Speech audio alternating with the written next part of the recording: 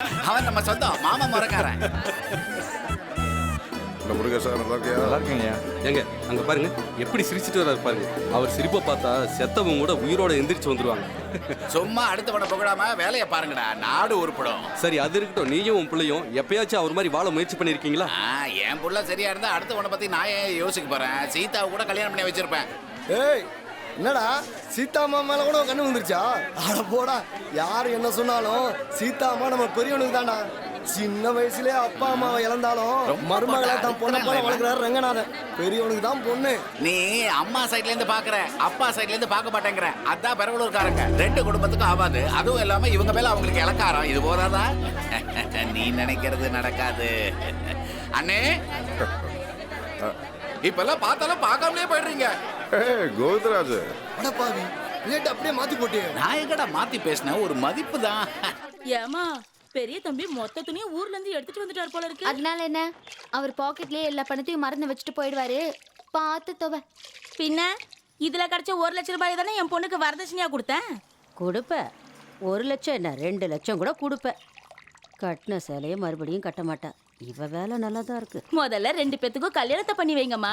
வர மருமகள்ங்க இது எல்லாத்தையும் பார்த்துப்பாங்க. ஏன் செய்ய முடியலையா? அப்புறம் அனகாபுத்தூர்ல தங்கச்சி படிக்கிறா.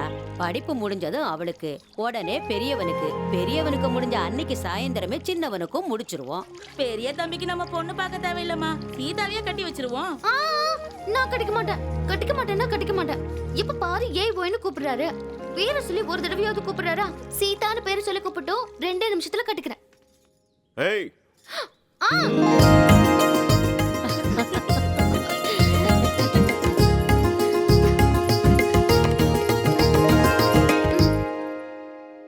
என்ன?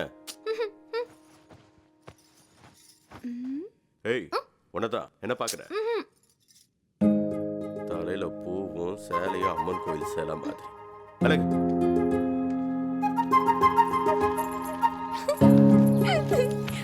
மாமா உங்களுக்கு ஒரு விஷயம் தெரியுமா? பெரியவர் வேலையை விட்டுட்டாரு. உனக்கு எப்படி தெரியும்? அது என்னமோ எல்லாமே எனக்கு தானே தெரிஞ்சு போகுது. ஏய் சீதா, நீயும் இரு, இத கேளு. என்னங்க, ராத்திரி லக்ஷ்மி தேவி கனவுல வந்து ஒரு கையில தங்க சொம்பும் ஒரு கையில வெள்ளி சொம்பும் கொடுத்து உங்க 2 பசங்களோட கஷ்டமும் தீந்து போச்சுன்னு ஆசீர்வாதம் பண்ணாங்க. உண்மைதாங்க. இந்த சிரிப்பு ஒண்ணும் குறைச்சல் இல்ல. அடியே நாகமணி, எங்கடி இருக்க?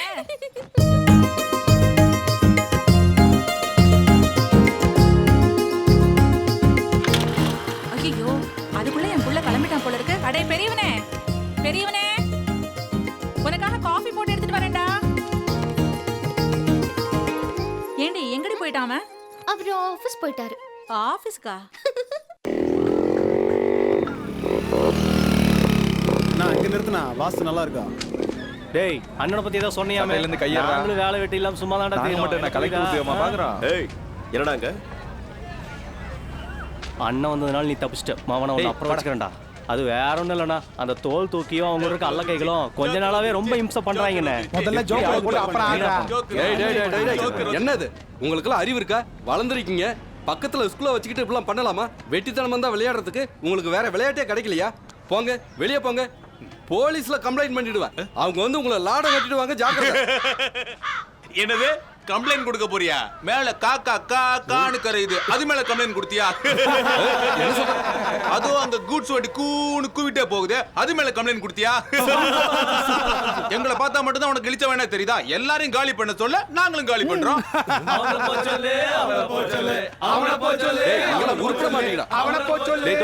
பெரிய வந்துட்டான் பாரு.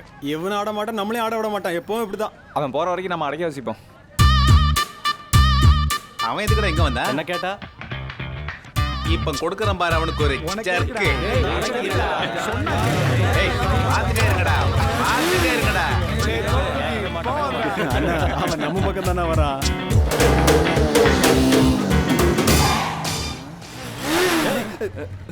என்னடா சிவகாசில இருந்து எப்ப வந்த? நீயே வந்தே இல்ல அவங்களே அனுப்பி வச்சுட்டாங்களா?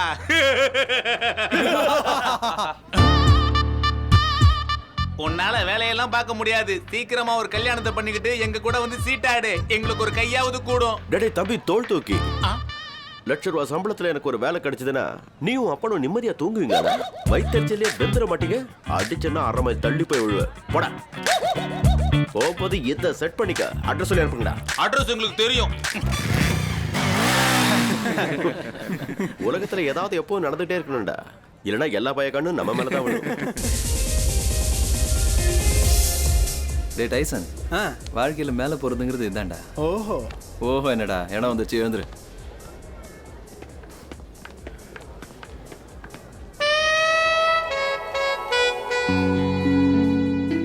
ஒரு வாரமா உன்னை அப்சர்வ் பண்ணிட்டு இருக்கேன். ஒரு தடவை பார்த்தா மறுபடியும் பார்க்க தோன்ற ஃபேஸ் உன்னோடது. ஒவ்வொரு ஆணோட சக்சஸ்க்கு பின்னாடியும் ஒரு பெண் இருப்பா.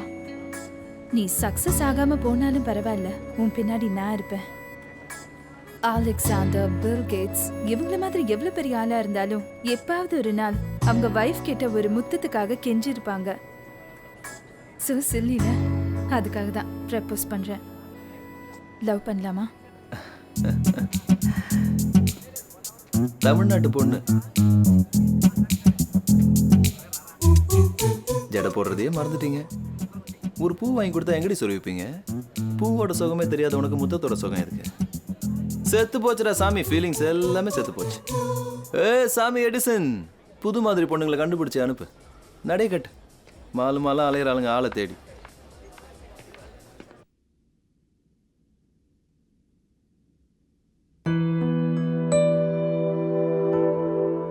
இன்னும் எந்திரிக்கலையா நீங்க எல்லாரும்? ஏமா கீதா, எந்திரிக்க மனசு வரலையா? மணி 11 ஆச்சு. ஸ்கூலுக்கு லீவ் போட்டுட்டு நீ இன்னும் தூங்குறியா? எந்திரிடி, எந்திரி. என்னடி இது சோம்பேறித்தனம்? பொம்பளை பிள்ளைங்க இப்படி தூங்க கூடாது. எந்திரிங்கடி. எனக்கு பிடிச்சது 2 ஒன்னு தூக்கம், இன்னொன்னு நல்ல புருஷன். ரொம்ப நல்லா இருக்குடி. எப்படி உங்க அக்காவுக்கு கல்யாணம் ஆக போகுது, அப்பவே உனக்கு ஒரு பையனை பார்த்து கல்யாணம் பண்ணி வச்சிடலாம். எனக்கு எப்படிப்பட்டவ வேணும்னு எனக்கு தெரியும்.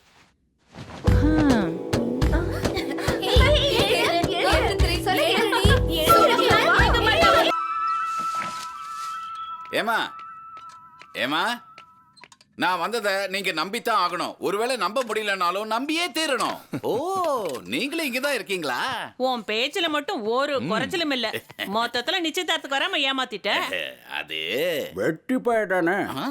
எல்லா இடத்துக்கும் போய் நாரதர் வேலை பண்ற. நீங்க சொன்னா உண்மையாதான் இருக்கும். ஒருவேளை இல்லைனாலும் நீங்க சொன்னதுனால உண்மையாதான் இருக்கணும். இது மட்டும் இல்லம்மா பலகாரம். சீதா எப்படி இருக்கான்னா? சீதா சீதா நல்லா இருப்பா. ஒருவேளை நல்லா இல்லனாலும் அது சீதா இல்லையாமா, நல்லாதான் இருப்பா. அப்படிதான் இதே குடும்பத்தினதா சீதா கட்டியே இருக்கு. என்னதான் இருந்தாலும் தம்பி பொண்ணாச்சே. பலகாரம் சாப்பிடுறியாமா? எப்படி வளர வேண்டிய பொண்ணுடா. எப்பவா இருந்தாலும் சரி அவளோட சொத்தை அவளுக்கே கொடுத்து ஒரு நல்ல பையனா பார்த்து அவளுக்கு கல்யாணம் பண்ணி வச்சு கடைசி காலத்துல அவ கூடயே இருக்கணும் தான் என்னோட ஆசை. ஆனா சீதாவை பெரியவனுக்கு கட்டி கொடுக்கணுங்கிறது உங்க அப்பா பிடிவாதம். இவனா வேலை வெட்டி இல்லாம ஊரை சுத்திட்டு வரான். எங்க அவனுக்கு சீதாவை கல்யாணம் பண்ணி கொடுத்துருவாங்களோன்னு கையங்காலும் ஓடல. எந்த வேலையும் செய்ய முடியலன்னா பாத்துங்க. போடா, அந்த மனுஷனுங்க மாற மாட்டானுங்க. பொழைக்க தெரியாத மனுஷனுங்க. நாமளே பணத்தேன்றதுக்கு நேரம் கிடைக்காம கஷ்டப்பட்டுக்கிட்டு இருக்கோம். இதுல நல்லது எது கெட்டது எதுன்னு பாத்துக்கிட்டு எல்லாம் அவன் தலைவிதி. நாட்டுல லட்சம் கூட ஏமாத்திட்டான்னு பேப்பர்காரன் போட்டு கிழிக்கிறான். நம்ம இதை பத்தி யோசிப்போமா இல்ல அந்த தரித்திர புடிச்சவங்களை பத்தி யோசிப்போமா? மாறி போச்சுப்பா, காலம் ரொம்ப மாறி போச்சு. எல்லாத்துலயும் தெளிவு இருக்கணும். அதனாலதான் அவனுக்கு அந்த நிலையில இருக்காங்க, நம்ம இந்த நிலையில இருக்கோம். என் தம்பி கிட்ட படிச்சு சொன்ன அந்த சம்பந்தம் வேண்டாண்டான்னு கேட்டானா என்னாச்சு? சீதா பிறந்தா அப்பா அம்மாவும் முழுங்கிட்டா. ஒன்னு சொல்லட்டுமா, துரதிருஷ்டம் பிடிச்சவங்க கிட்ட ரொம்ப நாள் பழக கூடாது. அவங்கள பத்தி எவ்வளவு கம்மியா பேசுறோமோ அவ்வளவு நல்லது. விடுங்க. அதுக்காக நம்ம ரங்கநாத அண்ணனை கல்யாணத்துக்கு கூப்பிடாம விட்டுருவீங்களா என்ன? என்னது அது? கல்யாண பத்திரிக்கை. அதேதானே, போகும்போது எடுத்துட்டு போய். சீதா வந்துட்டேன்.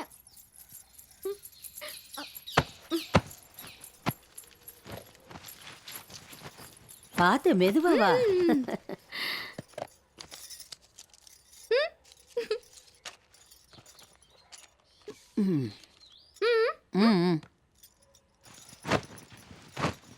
கல்யாண பத்திரிக்கை யாரோடது? ரொம்ப ஆடம்பரமா இருக்கு. எவ்வளவு செலவாச்சோ? இந்த பத்திரிக்கை யாருதுன்னு உனக்கு தெரியும்? அத்தை காதுல வேணும் தானே சத்தமா பேசுறேன். என்ன பத்தி தானே பேசுறீங்க? எனக்கு தெரியாது நினைச்சீங்களா? பணக்காரங்க அப்படிதான் பத்திரிக்கை அடிப்பாங்க, வந்தா பண்ணுவாங்க. பெரியவங்க பணம் இருக்கிற திமிர பத்திரிக்கை அடிச்சு காமிக்கிறாங்க. அடுத்தவங்க கிட்ட கொடுத்தா போயிடுவோமா? அவங்க வீட்ல மாதிரியே நம்ம வீட்ல கல்யாணம் நடக்கலைன்னு கவலைப்படுறீங்க தானே? அப்படின்னு நான் உங்ககிட்ட சொன்னேனா? என்னமோ எனக்கு எல்லாமே தெரிஞ்சு போது அதான் கேக்குறேன், அவ்வளவுதான். என்னடி தெரியும் உனக்கு? பிறந்த 3 மாசத்துலயே அம்மா அப்பா செத்து போனா சொந்த தம்பி மகன்னு கூட பார்க்காம உன்னை இங்க கொண்டு வந்து போட்டவங்க அவங்க. சின்னவ காலேஜ் சீட்டுக்காக ஏதோ சொந்தக்காரங்க ரெக்கமெண்ட் பண்ணுவாங்களேன்னு பார்க்க போனா பெரியவனை தெரியாதவங்க மாதிரி 4 மணி நேரம் வெயிட் பண்ண வச்சாங்களாம். எவ்வளவு வேதனைப்பட்டான் தெரியுமா அவன்? எப்பவுமே இப்படிதான் நடந்துக்கிறாங்க. எப்பவாவது நம்மள மனுஷங்களா மதிச்சிருக்காங்களா? சரி போனா போட்டோன்னு வீட்டுக்கு போனா என்ன சேலை கட்டிட்டு வந்திருக்க, எவ்வளவு நகை போட்டுட்டு வந்திருக்க, யாருக்கு வேணும் இதெல்லாம்? பெரியவனா பெரியவனா அடியே அவர் வந்துட்டாரு, இந்த நாடகத்தை அங்க போய் போட சொல்லு.